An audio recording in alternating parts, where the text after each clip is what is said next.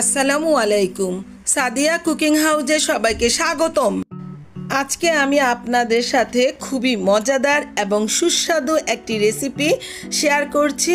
আর এই রেসিপিটি হচ্ছে মোগলাই পরোটা। মোগলাই পরোটা খেতে পছন্দ করেন না এমন লোক খুব কমই আছে। আমি যখন এই মোগলাই পরোটা খাচ্ছিলাম তখন বাইরে ঝুমঝুম বৃষ্টি এবং সাথে এক কাপ চা। বুঝতেই তো পারছেন আপুরা ভাইয়ারা আমার নাস্তাটা কীরকম হয়েছে।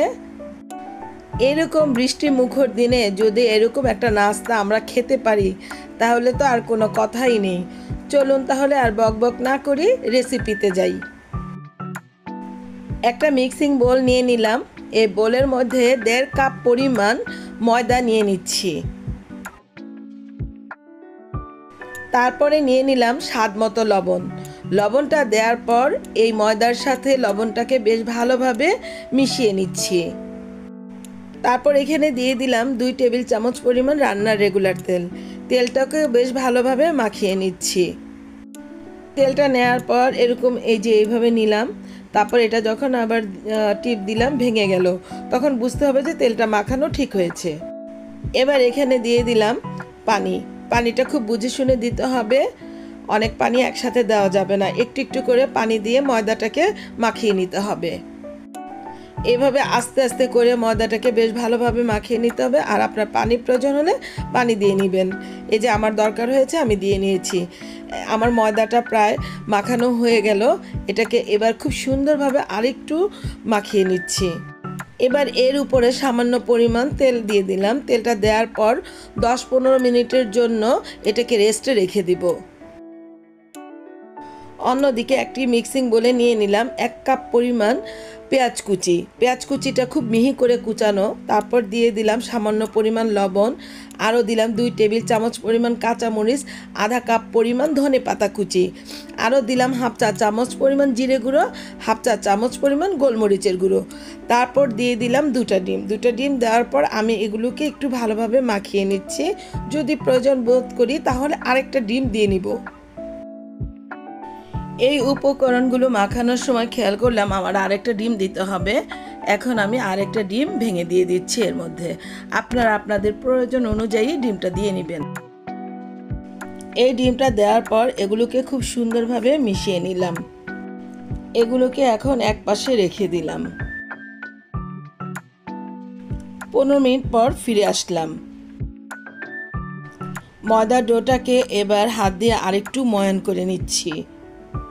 এই মোগলাইয়ের ডোটা কিন্তু খুব নরম হবে না, একটু হালকা সামান্য পরিমাণ শক্ত হতে হবে, তাহলে আপনার মোগলাই পরোটাটা খুব সুন্দর হবে। এই যে এগুলোকে এবার আমি ভাগ করে লেচি কেটে নিচ্ছি। এই যে এতগুলো হয়েছে। এবার এখান থেকে একটা লেচি তুলে নিলাম। এই লেচিটাকে আমি রুটির মতো করে বেলে নিব। তো সামান্য পরিমাণ ময়দা নিয়ে নিলাম। এবার একটা বেলুন দিয়ে এটাকে বেলে নিচ্ছি। এই রুটিটা কিন্তু খুব বড় আকারের করে নিতে হবে এবং রুটিটা এমনভাবে বেলতে হবে যাতে আপনার হাতের আঙ্গুল দিয়ে ওপাশে ধরলে আঙ্গুলগুলো দেখা যায়। রুটিটা তৈরি হয়ে গেল। এবার এখানে ডিমের মিশ্রণটা দিয়ে দিচ্ছি।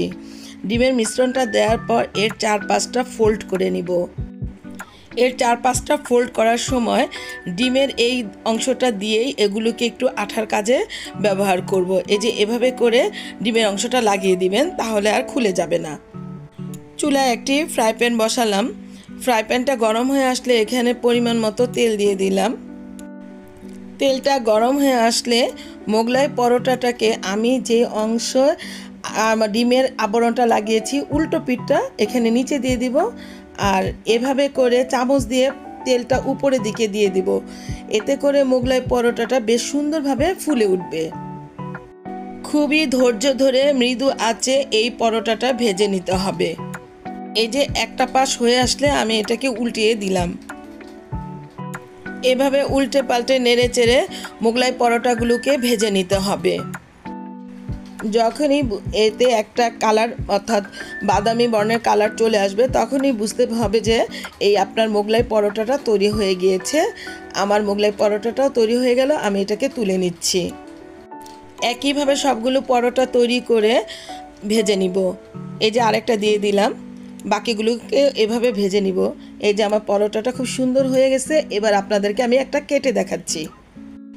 আমার এই মোগলাই পরোটা রেসিপিটা যদি আপনাদের এতটুকু ভালো লেগে থাকে তাহলে আপনারা আমাকে লাইক, শেয়ার, কমেন্টস এবং সাবস্ক্রাইব করতে ভুলবেন না প্লিজ। আর যারা আমাকে সাবস্ক্রাইব করেছেন তাদেরকে অসংখ্য অসংখ্য ধন্যবাদ। আবার হাজির হব অন্য কোনো সময়ে অন্য কোনো রেসিপি নিয়ে। আল্লাহ হাফেজ।